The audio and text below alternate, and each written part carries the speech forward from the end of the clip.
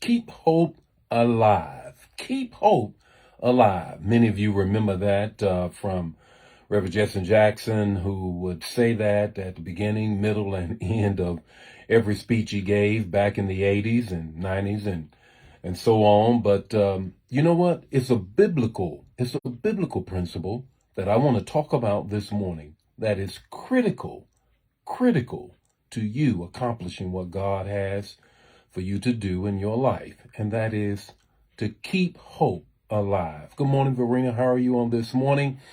You know what? I'm so thankful and grateful to be with you all on this morning. Want to share this word. God dropped this in my spirit, and I just really want to share it with you. Good morning, Wade.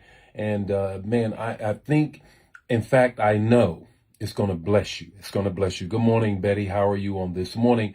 You know, I'm going to give you the text to talk, to take away. And then if it's your first, second, or third time joining us, please let us know who you are, where you are, so we can shout you out. Good morning, Angela. Good morning, Bobby. How are you on this morning? Good morning, Carolyn. How are you on this morning? Orally, how are you? I just bless God for you all being with me on this morning.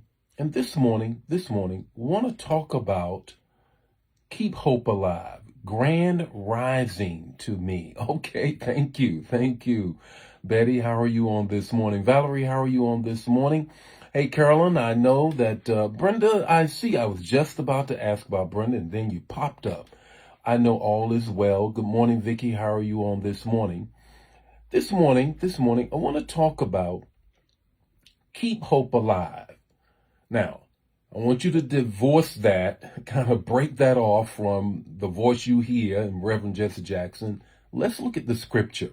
I'm not dissing him. I'm just simply saying that that's the voice we always hear when we say keep hope alive. There's a reason for that. And let's get the manna for that for today's journey. The text to talk and the takeaway, 5 minutes or less. Let's get right into it. The text is this, Proverbs 13:12. The proverbial writer, as you know, writes and tweets during biblical times. And these truncated truths are so applicable even today. And what he writes, Solomon is writing, is this, Proverbs 13:12. Hope deferred makes the heart sick. Hope deferred, let that marinate. Hope deferred makes the heart sick. But a dream fulfilled is a tree of life. But a dream fulfilled is the tree of life.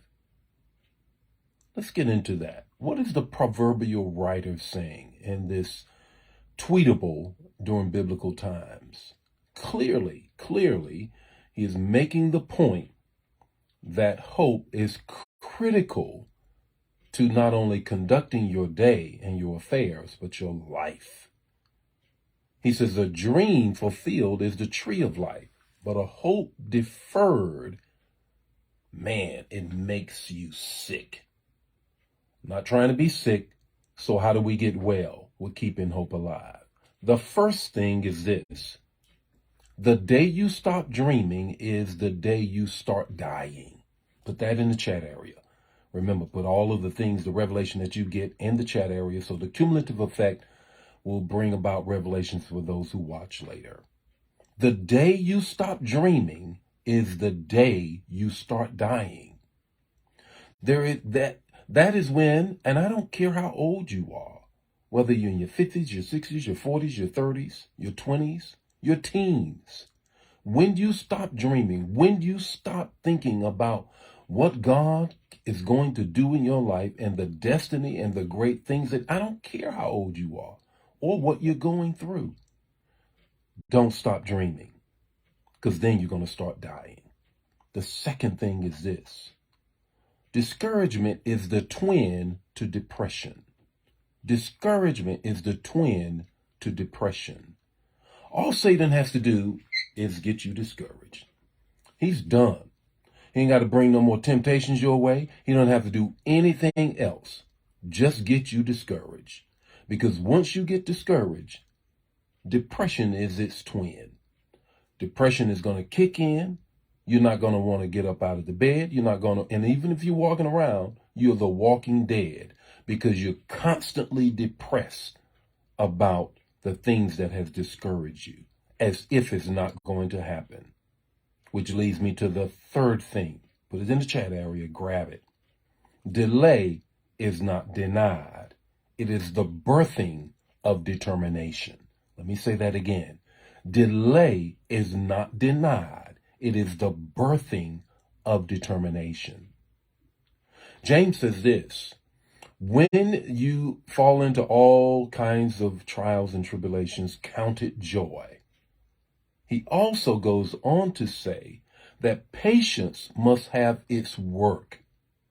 Patience must have its work. In other words, patience has a job to do in your life.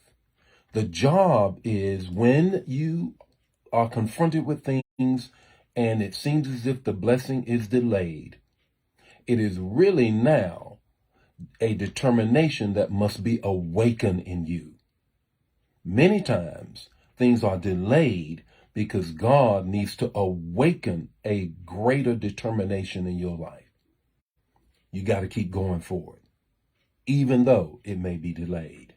So delayed is not denied. It is the birthing of determination. Discouragement is the twin of depression.